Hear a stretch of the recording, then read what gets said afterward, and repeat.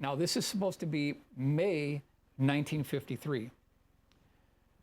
U-2 spy operations did not begin test flying until 1955. So how could there be an Area 51 when it didn't even exist yet? There was nothing there. The only thing that was there in 1953 was a remote, unimproved dirt landing strip. That's the only thing that was there.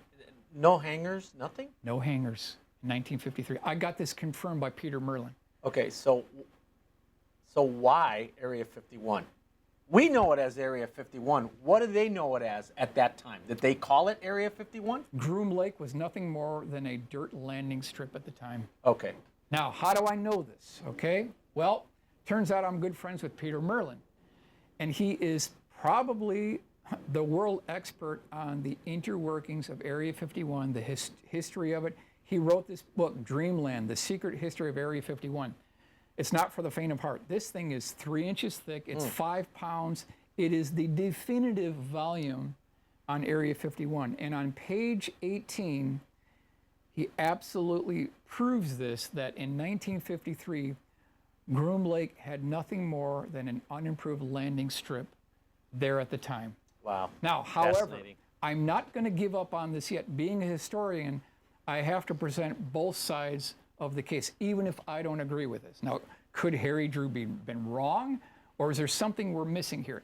Enter this gentleman, Bill Uhouse, contractor, engineer.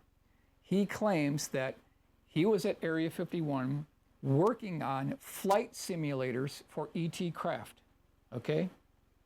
He talks about this in great detail. Why is his story important?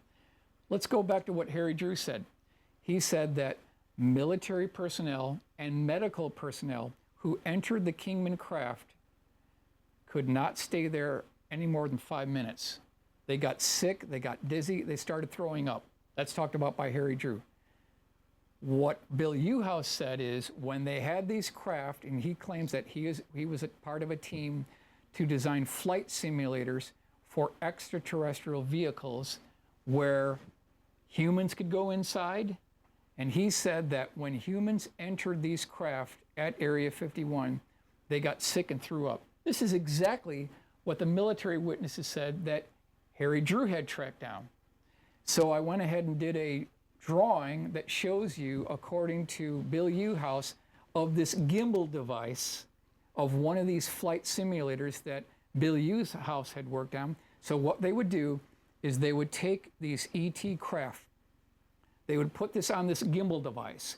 Then they would have human pilots go inside these craft, try to stay there as long as they could, and try to fly these craft on this gimbal device. After about 5 minutes, they got sick. They sent in another team of pilots. And they did this for multiple times. This is allegedly going on in the Area 51 area. And that was the basis of training our military Air Force pilots how to work and fly these craft. Later on, when they quote unquote perfected these ET craft pilots and the inner workings of the flight controls, they took all that knowledge and they used off-the-shelf components to build what are called quote unquote alien reproduction vehicles based on the actual ET craft originals. Wow. And that's what they did. Isn't that something? That's what and they right did. About now, Eisenhower becomes our president. I'm wondering how much they're letting him in on any of this stuff. Because I know the story goes that he eventually worked out a deal with the Greys, but we'll talk that at another time. So this down craft ends up at Groom Lake, Area 51, and we never see it again. We don't ever hear about it. Again, these are the crown jewels of the military-industrial complex. It's very possible that this eventually made its way to Wright Field, Dayton, Ohio, Wright-Patterson Air Force Base. And in this presentation, really what I wanted to do is give people an idea of multiple crash retrieval operations. I wanted to document my sources based on first-hand military witnesses who were there on site, people who loaded the craft, who held the bodies, who held the debris, who were involved in medical retrieval operations where they had pathologist reports. That's what this whole operation is about.